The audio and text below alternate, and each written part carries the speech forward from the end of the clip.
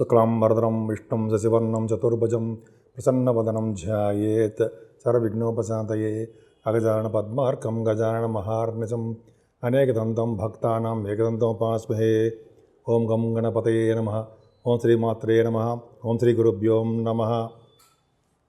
మా ఆది ఆస్ట్రాలజీని చూస్తున్నటువంటి మీ అందరికీ, అలాగే విదేశాల్లో కూడా ఉంటూ నన్ను నా వీడియోలను చూస్తూ నన్ను ఎంతగానో ప్రోత్సహిస్తున్నటువంటి, అలాగే ఫోన్లు కూడా చేస్తున్నటువంటి మీ అందరికీ కూడా పేరు పేరున అందరికీ నా హృదయపూర్వక నమస్కారాలు.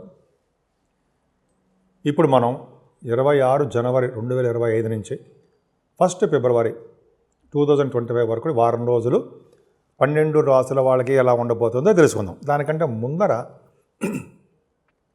మీరు మీ జాతకాలు తెలుసుకోవాలనుకుంటే, అంటే ప్రాబ్లమ్స్ ఉంటాయి కదండి, జాబ్ రాలేదనో, లేకపోతే వివాహం కాలేదనో, లేకపోతే కొద్దిగా చిల్డ్రన్ విషయంలోనో, ఏదో చిన్న చిన్న ప్రాబ్లమ్స్ కాదు కానీ కొద్దిగా ఆలస్యం అవుతుందని మన జాతకం తెలుసుకోవాలని కొంతమందికి ఉంటుంది. చాలామంది ఫోన్ చేస్తుంటారు. మీకు అనిపిస్తే మీరు ఒకవేళ సపోజ్ మ్యాచింగ్ ఉంటుంది కదా సార్, అంటే వివాహాలు చేయడం కోసము మనము ఇద్దరు జాతకాలు చూస్తాం కదా, అంటే అబ్బాయిది అమ్మాయి జాతకం. మీ జాతకాలు చూడాలనుకుంటే మీరు నా ఫోన్ చేయొచ్చండి. సో మీ ఈ విషయాలు తెలుసుకోవాలనుకుంటే మా ఆది ఆస్ట్రాలజీని సంప్రదించండి. కింద స్క్రోల్ అవుతున్న నెంబర్కి నేనే మీకు అటెండ్ అయ్యి అన్నీ తప్పకుండా చేస్తాను. నేనే మీతో మాట్లాడతాను. ఎవరు మాట్లాడరు, మాట్లాడామంటే ఎవరు మాట్లాడారంటే మాట్లాడతారు కానీ బట్ నేనే ఎక్కువగా మీకు రెస్పాండ్ అవుతుంటాను. సరే, ఇదన్నీ పక్కకు పెడితే మనం ఇప్పుడు అంతా కూడా మేషరాశి గురించి తెలుసుకోబోతున్నాం కదా. మేషరాశి నుంచి మీనరాశి వారికి 12 రాశులు ఎలా ఉండబోతుందో ఇప్పుడు తెలుసుకుందాం. మిథున రాశి వారికి ఈ వారం మొత్తం కూడా చాలా బాగుంది. మీ రాశిలోనే కుజుడు ఉన్నాడండి. కొద్దిగా డైనమిజంగా ఉంటారు, స్పీడ్గా ఉంటారు, తెలివిగా ఉంటారు, కోపంగా ఉంటారు. ప్రతి పనిలోనూ చికాకులు, కోపము ఎక్కువ అయిపోతుంటుందని కొద్దిగా జాగ్రత్తగా మీ మాట పౌరుషం ఎక్కువ ఉంటుంటుంది. కొద్దిగా జాగ్రత్తగా మాటలు మాట్లాడేప్పుడు కొంచెం జాగ్రత్తగా ఉండండి. ఏదైనా కుటుంబంలో వృద్ధి కలుగుతూనే ఉంటుంది. సెకండ్ హౌస్ లార్డ్ బాగానే ఉన్నాడు, గురుదృష్టి కూడా ఉంది. ఎక్కువగా విద్యార్థులు చెప్పే ముఖ్య సూచన ఏంటంటే మీరు కష్టపడి చదవండి. గురుదృష్టి ఉంది కేతువుకి, అలాగే కుజదృష్టి ఉంది. కష్టపడి చదవండి, విద్యలో బాగా రాణిస్తారు. మీ తల్లిగారికి ఆరోగ్య పరిస్థితి, మాతృప్రేమ ఎక్కువ ఉంటుంది, ఆరోగ్య పరిస్థితి బాగుంటుంది. అంతేకాకుండా వాహనము, గృహాలు కొనుక్కుంటారు, భూములు కూడా కొనుక్కోవడానికి అవకాశాలు ఎక్కువ ఇచ్చాడు భగవంతుడు. మీకు ప్రయాణాలు చేయవలసి వస్తుంది. సంగీతంలో మీరు ఇంపుగా బ్రహ్మాండంగా సక్సెస్ అవ్వడానికి అవకాశాలు ఎక్కువ ఉన్నాయి. అంతేకాకుండా మీకు ఆరభావంలో చంద్రుడు ఉండడం వల్ల, గురుదృష్టి ఉండడం వల్ల తలవంతలంగా వచ్చే ధనయోగం కానీ తలవంతలంగా కలిసి యోగం బాగా ఉందండి. మీ మేనమామలు బాగుంటారు. స్టాంపింగ్, విదేశాలకు స్టాంపింగ్ అవుతుంటుంది. రుణ సౌకర్యం మీకు బాగా లభిస్తుంది.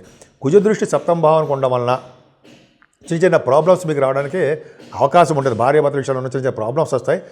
లేకపోతే మీరు భార్యాభర్తలు పెళ్లి సంబంధం కాకుండా కొంతమందికి ఉంటారు సరే, కానిటువంటి వాళ్ళు కొంచెం పెళ్ళి అవ్వడానికి కొద్దిగా అవకాశాలు తక్కువ ఉంటాయి. ఏదేమైనా రవి బుధులు అష్టమ స్థానంలో ఉన్నారు. మీ బుధుడు అష్టమంలో రవి బుధులు మంచిదే. విదేశాలకు వెళ్ళడానికి అవకాశం ఉంటుంది. గవర్నమెంట్ ద్వారా ధన సంపాదన ఉంటుంది మీకు.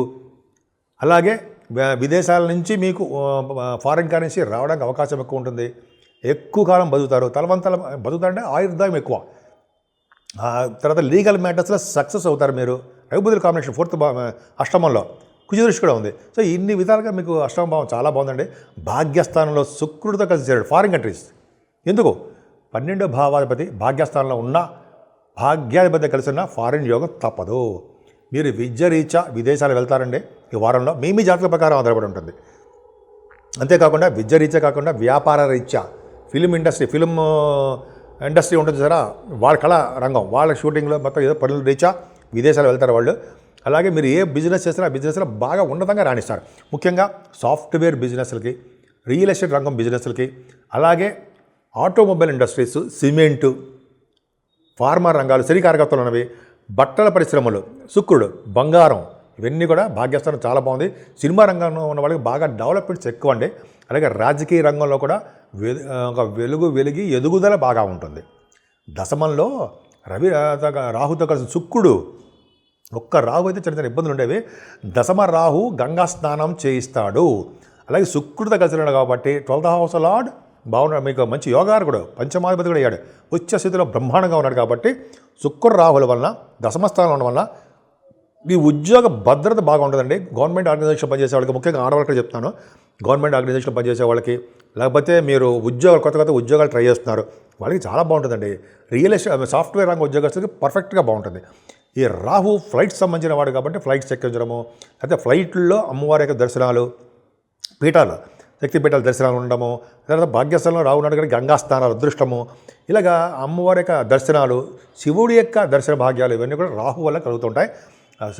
దశమస్థానం రాహు బ్రహ్మాండంగా ఉంది అని ఉన్నాడు ఆయన, శుక్రుడితో కలిసి. కాబట్టి మీ ఉద్యోగంలో ఏ ఉద్యోగం చేసినా ఆ ఉద్యోగంలో భద్రత ఉంటుంది. ముఖ్యంగా మీరు ప్రైవేట్ రంగ సంస్థలో పనిచేసినా సరే ఆ ఉద్యోగంలో ప్రమోషన్స్ వచ్చి కొద్దిగా బదిలీలు అవ్వడానికి అవకాశం ఉంది. ఏదేమైనా 12వ భావంలో గురుడు ఉన్నాడు. గురుడు వలన ఏమందంటే మీకు ఖర్చులు అధికంగా కనిపిస్తూ ఉంటాయి. ఈ దశమస్థానం బాగుంది కాబట్టి ఉద్యోగంలో భద్రత ఉంటుంది. కొద్దిగా భార్యాభర్తల విషయంలోనూ, స్పౌజ్ విషయంలోనూ చిన్న చిన్న మనస్పర్ధలు వస్తాయి, మీరు కంట్రోల్ చేసుకుంటూ ఉండాలి. మీ తెలివితేటలతోటి, మీ యొక్క ప్రేమతోటి ఇవన్నీ కూడా సాల్వ్ అయిపోతూ ఉంటాయి. రెండులో సందేహం అనేది. ముఖ్యంగా మీరు పూజించవలసిన దేవుడు సుబ్రహ్మణ్యేశ్వర స్వామి. సుబ్రహ్మణ్య స్వామి ఆరాధన చేయడం వల్ల మీరు ఎటువంటి కష్టాలు వచ్చినా, ఎటువంటి ప్రాబ్లమ్స్ ఇన్ స్పౌజ్ విషయంలో కానీ, చిల్డ్రన్ విషయంలో కానీ వచ్చినా ఆయనే కాపాడతాడు. సో సుబ్రహ్మణ్య స్వామి ఆరాధన మర్చిపోకండి. ఇప్పుడు రెమెడీస్ గురించి చెప్పుకుందామండి. అన్ని రాశుల వాళ్ళు ఆచరించదగ్గ రెమెడీ ఏంటయ్యా అంటే శనీశ్వరుడికి పూజలు, శనీశ్వరుడికి తైలాభిషేకాలు ఖచ్చితంగా చేసుకోవాల్సిందండి. అంతే, ఫస్ట్ పాయింట్ అది, శనీశ్వరుడికి తైలాభిషేకాలు చేసుకోవాల్సిందే. శనీశ్వరుడు అన్ని రాశుల వాళ్ళకి అదృష్టాన్ని కలిగిస్తాడు, డౌట్ లేదు. కానీ ఆయన యొక్క బ్లెస్సింగ్స్ చేయాలంటే ముఖ్యంగా శనీశ్వరుడు ఎవరికి ఫేవరబుల్గా ఉంటాడంటే పెద్దవాళ్ళకి సేవలు చేసుకున్నా, పెద్దవాళ్ళకి అంటే తల్లిదండ్రులని అర్థం వాళ్ళకి, అలాగే బీదలకి, ముసలి వారికి అన్నదానం కానీ, వస్త్రదానం కానీ, డబ్బు సహాయం కానీ చేసుకున్నా వాళ్ళకి శనీశ్వరుడు బాగా యోగిస్తాడు. గోసేవ చేసుకున్న వాళ్ళకి శనీశ్వరుడు ప్రభావం తగ్గుముఖం పడుతుంది, బ్యాడ్ ఈవెంట్స్ తగ్గుతాయి. అంతేకాకుండా ఈ వారం మొత్తం కూడా పూజించవలసిన దేవుడు అమ్మవారు. అమ్మవారి యొక్క ఆశీస్సులు ఉంటే అన్ని రంగాల్లోనూ ముందంజలో ఉంటారు మీరు. అంతేకాకుండా సూర్యభగవానుడు ఆరాధన, గాయత్రి మంత్ర జప మహిమ, అలాగే శక్తిపీఠాలు దర్శించడం వలన, అమ్మవారి యొక్క హోమాలు చేయించుకోవడం వలన, దగ్గరున్న పండితులతోటి రోజు దర్శనాలు చేసుకోవడం వలన, వెంకటేశ్వర స్వామి దర్శనము, శివాభిషేకాలు చేసుకోవడం వలన అన్ని రాశుల వాళ్ళకి పట్టినటువంటి ఏమైనా ప్రాబ్లమ్స్ ఉన్నా, ఎటువంటి ప్రాబ్లమ్స్ ఉన్నా, భార్యాభర్తల విషయంలో కానీ, చిల్డ్రన్స్ విషయంలో కానీ, ఉద్యోగం కానీ, వ్యాపారాలు కానీ, ఎటువంటి ప్రాబ్లమ్స్ ఉన్నా సరే బయటపడేసే శక్తి అమ్మవారికే ఉంది.